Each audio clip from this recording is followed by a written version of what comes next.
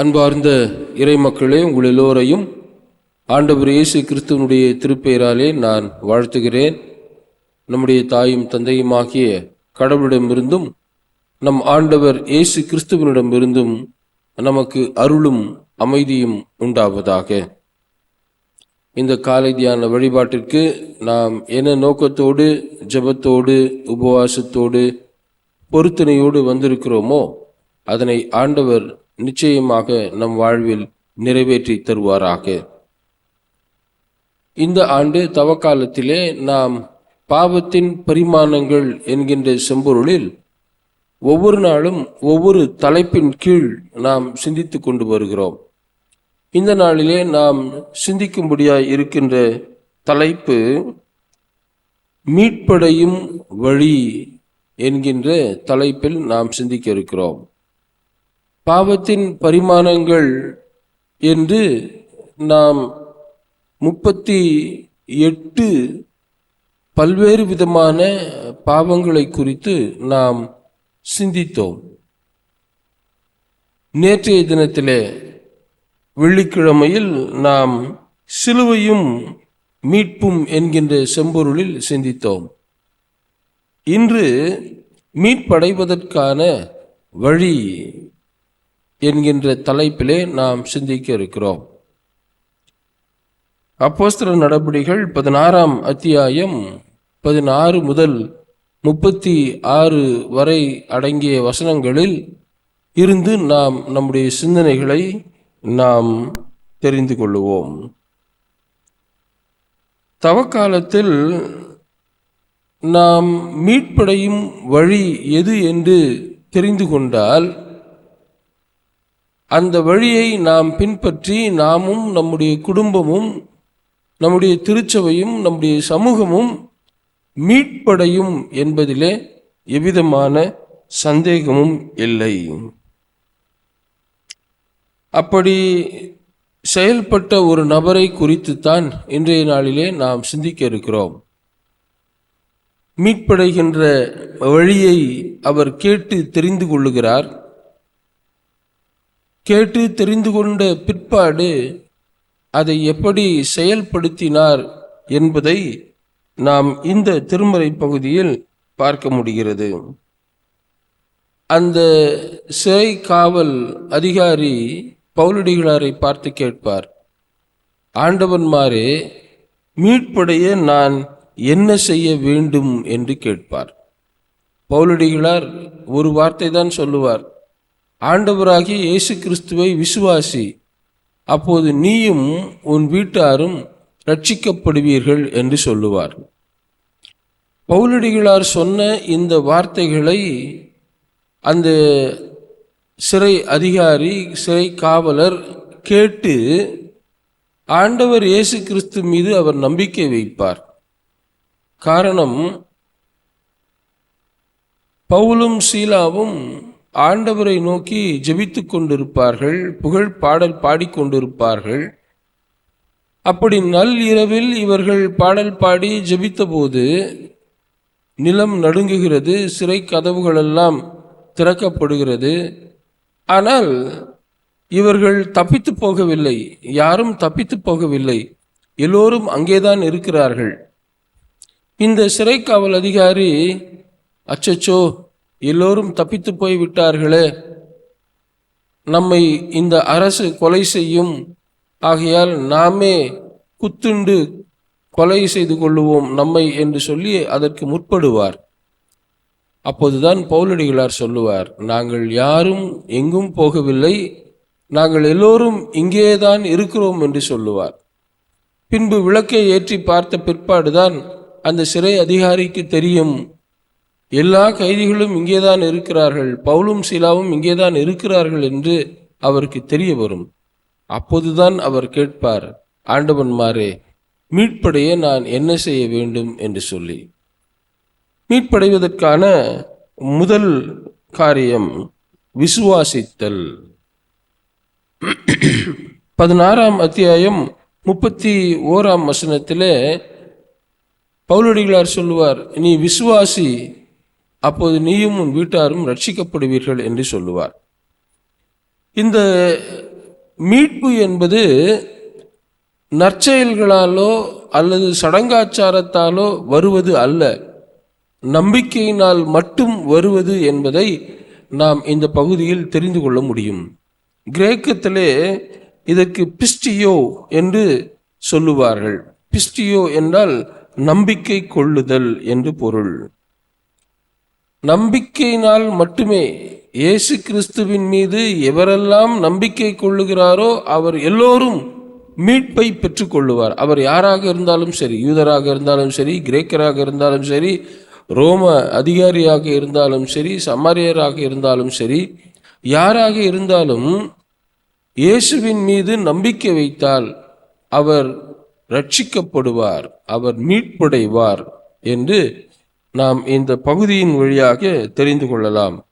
Martin Luther அவர்கள் faith alone என்று சொல்லுவார். அவர் 5 காரியங்களை பற்றி சொல்வார். அந்த 5 காரியங்களில் ஃபெய்த் அலோன், நம்பிக்கையினால் மட்டுமே மீட்படைய முடியும் என்பதை அவர் தெளிவுபட கூறியிருப்பார்.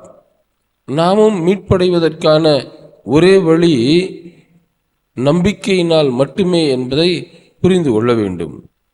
இரண்டாவதாக, வார்த்தையை கேட்பதால் மீட்பு. என்னது? 16ஆம் அத்தியாயம் 32ஆம் வசனத்திலே இந்த ஆண்டவர் இயேசு கிறிஸ்துவை பற்றிய வார்த்தைகளை பவுலடிகளார் அந்த அதிகாரிக்கு அவர் எடுத்துரைக்கிறார். வார்த்தை என்பதற்கு எபிரேய சொல் தாபார், கிரேக்க சொல் லோகோஸ் என்பதாகும். ஆண்டவரின் வார்த்தை உருவாக்கும் ஆற்றல் உடையது. இந்த ஆண்டவருடைய வார்த்தையை யாரெல்லாம் கேட்கிறார்களோ, கேட்டு அதனை நம்புகிறார்களோ, அவர்கள் எல்லோரும் விசுவாசத்தில் வளருவார்கள். ஏனென்றால் விசுவாசத்தை துவக்குகிறவரும் நிறைவு செய்கிறவரும் ஆண்டவர் இயேசு கிறிஸ்துவே. ஒருவர் இயேசுவை விசுவாசிக்கின்ற போது அந்த விசுவாசம் வார்த்தையினால் கட்டப்படுகிறது, உருவாக்கப்படுகிறது. இப்படி உருக்குலைந்த மனுக்குலத்தை கடவுள் தம்முடைய வார்த்தையினால் மீண்டும் அவர்களை உருவாக்குகிறார், மாற்று உருவாக்கம் செய்கிறார். இந்த வார்த்தை என்பது கடவுளுடைய திருவசனம். இந்த திருவசனத்தினால் ஒருவர் மீட்படைய முடியும் என்று மார்ட்டின் லூத்தர் சொல்லுகிறார். ஃபெய்த் அலோன் என்று சொன்னார், நம்பிக்கையினால் மட்டுமே என்று சொன்னார். அடுத்ததாக அவர் சொல்லுவார் ஸ்கிரிப்சர் அலோன் என்று சொல்லுவார். வார்த்தையினால் மட்டுமே ஒருவர் மீட்பு பெற முடியும் என்று சொல்லுவார். மீட்படைவதற்கான வழி இயேசுவை விசுவாசித்தல், ஆண்டவருடைய வார்த்தையை கேட்டல். மூன்றாவதாக மனம் திரும்புதல். விசுவாசித்தால் மட்டும் போதுமா?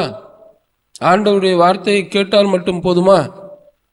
விசுவாசித்து ஆண்டவருடைய வார்த்தையை கேட்டு தன் பாவங்களை அறிக்கை செய்து மனம் திரும்ப வேண்டும்.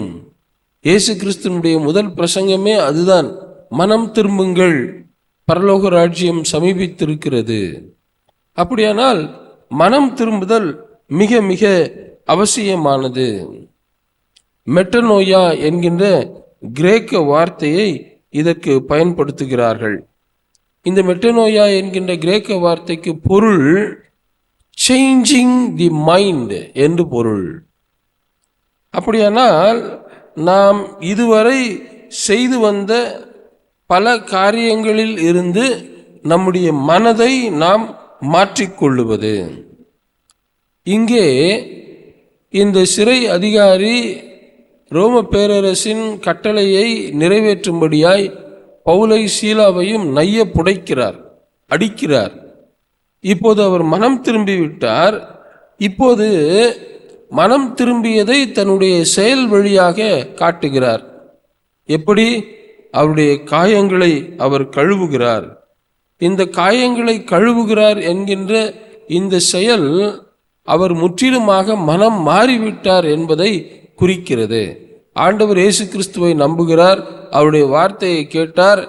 இப்போது வார்த்தையை கேட்டவராக தன்னுடைய செயலில் தன் மனம் திரும்புதலை அவர் வெளிப்படுத்துகிறார்.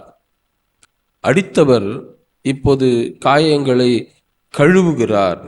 நம்முடைய வாழ்விலும் மீட்படைய நாம் மனம் திரும்ப வேண்டும். மனம் திரும்புதலை நம்முடைய செயல்கள் வழியாக நாம் வெளிப்படுத்த வேண்டும். நான்காவதாக, திருமுழுக்கு பெறுதல். திருமுழுக்குக்கு ஒரு விளக்கம் ஒன்று சொல்லுவார்கள். என்ன விளக்கம்? உள்ளான மாற்றத்திற்கு வெளிப்படையான அடையாளம் என்று சொல்லுவார்கள். திருமுழுக்கு என்பது ஒருவர் மனம் மாறியிருக்கிறார் என்பதை வெளிப்படுத்துவதற்காக வெளிப்படையாக அவர் திருமுழுக்கு தண்ணீரால் கழுவப்படுகிறார் என்கின்ற விளக்கத்தை சொல்லுவார்கள். இங்கேயும் அப்போஸ்தலர் நடபடிகள் 16ஆம் அதிகாரம் 33ஆம் வாக்கியத்திலே அவர் கேட்டுக்கொள்ளுவார், நான் திருமுழுக்கு பெற்றுக்கொள்ளலாமா என்று. ஆம், பெற்றுக்கொள்ளலாமே, அதில் தடை ஏதும் இல்லை என்று சொன்னவுடனே அவர்கள் குடும்பமாக அவர்கள் திருமுழுக்கு பெற்றுக்கொள்ளுகிறார்கள். இந்த திருமுழுக்குக்கு கிரேக்கத்திலே பேப்டிஸ்மா என்கின்ற சொல்லாடல் பயன்படுத்தப்பட்டிருக்கிறது. இந்த திருமுழுக்கு கழுவுதல், தூய்மையாகுதல் என்கின்ற இந்த கருத்துக்கள் எல்லாம் பழைய ஏற்பாட்டிலேயே வழக்கத்தில் இருந்திருக்கிறது. அதற்கு பெயர் மிக்வா என்று சொல்லுவார்கள். மிக்வா என்றால் தண்ணீரால் ஒருவர் கழுவப்படுகிறார் என்பது பொருள். மனமாற்றத்திற்கான அடையாளமாக இதனை அவர்கள் செய்கிறார்கள். ஒருவர் தண்ணீரால் கழுவப்பட்டால் மட்டும் போதுமா? இல்லை, சிலுவையில் மரித்து உயிர்த்தெழுந்த ஆண்டவர் இயேசு கிறிஸ்துவனுடைய இரத்தத்தால் ஒருவர் கழுவப்பட வேண்டும். ஆகவேதான் திருவாக்கியம் சொல்கிறது, இயேசு கிறிஸ்துவனுடைய இரத்தம் சகல பாவங்களையும் நீக்கி நம்மை சுத்திகரிக்கும், நம்மை தூய்மைப்படுத்தும். அப்படியானால் நம்பிக்கை கொள்ள வேண்டும், ஆண்டவருடைய வார்த்தையை கேட்க வேண்டும், மனம் திரும்பிவிட்டேன் என்பதை செயல்களால் வெளிப்படுத்த வேண்டும். அதற்கு பிற்பாடு இயேசுவின் இரத்தத்தால் ஒருவர் கழுவப்பட வேண்டும். இந்த சிறை அதிகாரி திருமுழுக்கு பெறுகிறார். இயேசுவின் இரத்தத்தால் தன்னுடைய பாவக்கரைகள் எல்லாவற்றையும் அவர் கழுவுகிறார். இப்போது அடித்த இந்த அதிகாரி அரவணைக்கும் அதிகாரியாக அவர் மாறி அவர்களுடைய காயங்களை எல்லாம் அவர் கழுவுகிறார். திருமுழுக்கு பெற்றல் என்பது ஒரு மனிதன் முழுவதுமாக மாற்றுருவாக்கம் பட்டார் என்பதை எடுத்துக்காட்டுகின்ற ஒரு செயல். A person who was transformed, அதற்கான வெளிப்படையான செயல்தான் பேப்டிசம் என்பது. இங்கே இந்த மனிதர் திருமுழுக்கு பெற்றார் என்பதற்கு அடையாளமே அடித்த இந்த அதிகாரி இப்போது அரவணைக்கும் அதிகாரியாக அவருடைய காயங்களை எல்லாம் கழுவுகிறார். அடுத்து அவர் செய்த செயலை பாருங்கள். உறவில் வளருகிறார். உறவில் வளருகிறார் என்றால் என்ன? அவர்கள் இருவரையும் தன் வீட்டிற்கு அவர் அழைத்து செல்லுகிறார். 16ஆம் அத்தியாயம் 34ஆம் வாக்கியத்திலே பவுலையும் சீலாவையும் தன்னுடைய வீட்டிற்கு அவர் அழைத்து செல்லுகிறார். வீடு என்பது ஏதோ கட்டிடத்தால் ஆன ஒன்று அல்ல, மாறாக அது உறவின் அடையாளமாக இருக்கிறது. வீடு என்கின்ற இந்த சொல்லுக்கு கிரேக்கத்திலே ஒய்கோஸ் என்று சொல்லுவார்கள், எபிரேயத்தில் பெத் என்று சொல்லுவார்கள். இந்த சொற்கள் உறவை மையப்படுத்துகின்ற சொற்களாக திருமுறையில் வெளிப்படுத்தப்பட்டிருக்கிறது. இவர் ரோம அதிகாரி, இவருக்கும் இந்த யூதர்களுக்கும் என்ன சம்பந்தம் இருக்கிறது? ஆனால் இவர்களை தன் வீட்டிற்கு அழைத்து செல்லுகிறார். தன்னோடு அவர்கள் அன்பின் உறவில் இருக்கும்படி அழைத்து செல்லுகிறார். இப்போது பல்வேறுபட்ட நிலையில் இருக்கின்ற இந்த இருவரும் ஒரே குடும்பமாக மாறிவிட்டார்கள். ரோம அதிகாரி எங்கே? யூத பவுல் எங்கே? இவர் ஒரு கைதி, அவர் ஒரு சிறை அதிகாரி. இருப்பினும் இவர்கள் இணைந்து ஒரு குடும்பமாக மாறிவிடுகிறார்கள். மீட்படைய வழி அன்பின் உறவில் வளர வேண்டும். அதுவே மீட்படைவதற்கான வழியாகும் என்பதை இந்த சிறை அதிகாரி நமக்கு வெளிப்படுத்தி காண்பிக்கிறார். ஆறாவதாக விருந்தோம்பல். பல நேரங்களில் நாம் இந்த விருந்தோம்பலை அதிகமாக அவ்வளவாக நாம் சிறப்புக்குரிய காரியமாக எடுத்துக்கொள்வது இல்லை. ஆனால் நம்முடைய தமிழ்நாட்டு பாரம்பரியத்தில் விருந்தோம்பல் என்பது ஒரு மனிதனுடைய சிறப்பை, பண்பை உணர்த்துகின்ற ஒரு செயல். இங்கே மனம் திரும்பிவிட்டேன், மீட்பு பெற்றுவிட்டேன் என்பதை இந்த மனிதர் இந்த விருந்தோம்பல் வழியாக அவர் வெளிப்படுத்துகிறார். 16:34 வாக்கியத்தில் அவர் அவர்களுக்கு உணவளித்தார் என்று நாம் பார்க்கிறோம். இயேசு தனது உடலையும் உதிரத்தையும் உணவாக தந்தார். அதனுடைய பொருள் என்ன? உணவின் வழியாக இன்னும் உறவில் என் சீடர்கள் வளர வேண்டும் என்பதே அதற்கு காரணம். இவரும் உறவில் இன்னும் நான் வளர வேண்டும் என்பதற்காக அவர்களுக்கு உணவளிக்கிறார். உணவு பல்வேறுபட்ட நிலையில் இருப்பவர்களை ஒன்றுபடுத்தும், ஐக்கியப்படுத்தும் என்பதற்கு இந்த நிகழ்வு எடுத்துக்காட்டாக இருக்கிறது. இவர் ரோம் அதிகாரி, சிறை அதிகாரி. பவுல் ஒரு யூதர், ஆனால் ரோம குடிமகன் என்று சொல்லுவார். இவர் யூத சமயத்தை சேர்ந்தவர். அவர் ரோம அரசர் சீசரை ஆண்டவராக ஏற்றுக்கொண்டவர். ஆனால் இப்போது இவர்கள் எல்லோரும் ஒரே குடும்பமாக இணைந்து விட்டார்கள், ஐக்கியப்பட்டு இருக்கிறார்கள், ஒன்றுபட்டு இருக்கிறார்கள்.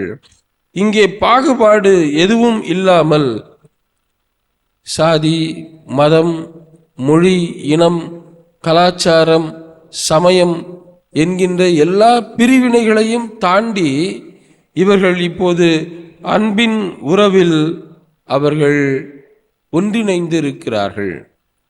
பசி எந்த பேதத்தையும் பார்க்காது. பசிக்கு சாதியோ, சமயமோ, மொழியோ, இனமோ, கலாச்சாரமோ, பணமோ இவையெல்லாம் அதற்கு தெரியாது. அந்த பசி போக்கும் பணியை இந்த அதிகாரி பவுலுக்கும் சீலாவுக்கும் செய்கிறார். மீட்படைவதற்கான வழி பிறருடைய பசியை போக்குவது என்பதை இந்த பகுதியில் நாம் தெரிந்து கொள்ள முடிகிறது. இறுதியாக ஏழாவதாக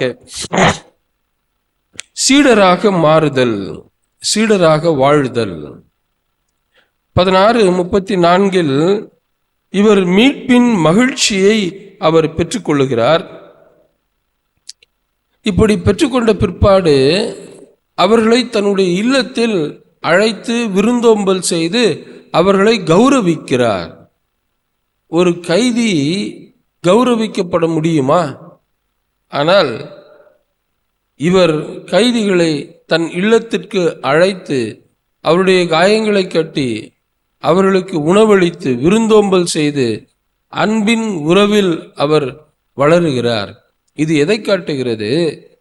கைதிகளை அவர் கௌரவிப்பதை காட்டுகிறது. அப்படியானால் இவர் இயேசு கிறிஸ்துவினுடைய சீடராக மாறிவிட்டார் என்பதை இப்பகுதி நமக்கு வெளிப்படுத்தி காண்பிக்கிறது. பவுலும் சீலாவும் சீடர்கள்.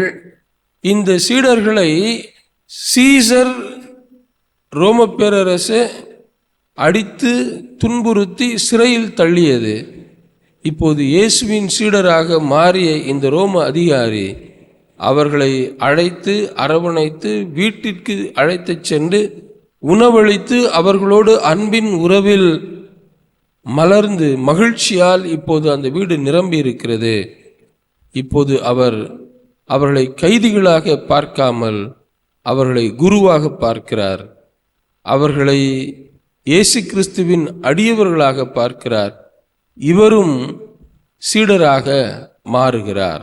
எனக்கு அன்பார்ந்த இறைவனுடைய பிள்ளைகளை, மீட்படைவதற்கான 7 வழிகளை இந்த சிறை அதிகாரி நமக்கு கற்பிக்கிறார். விசுவாசித்தல், ஆண்டவருடைய வார்த்தையை கேட்டல், மனம் திரும்புதல், திருமுழுக்கு பெறுதல், உறவில் வளருதல், விருந்தோம்பல் செய்தல், சீடராக மாறுதல். நாமும் இந்த தவக்காலத்தின் நிறைவு பகுதியிலே இருக்கிற வேளையில் இந்த 7 காரியங்களையும் நாமும் நம்முடைய வாழ்வில் செய்வோமேயானால் நாமும் மீட்படைவோம் என்பதில் எந்த ஐயமும் இல்லை. கடவுளுடைய வார்த்தை நம்மை உருவாக்குகிறது. நாம் குலைந்து போகிற போதெல்லாம் அது மீண்டும் நம்மை உருமாற்றம் செய்கிறது. God's word forms us, reforms us and transforms us. இந்த சிந்தனையோடு இந்த நாளை நாம் துவங்குவோம். இறை அருள் நம்மோடு இருந்து நம்மை ஆசீர்வதித்து வழிநடத்துவதாக. ஆமேன்.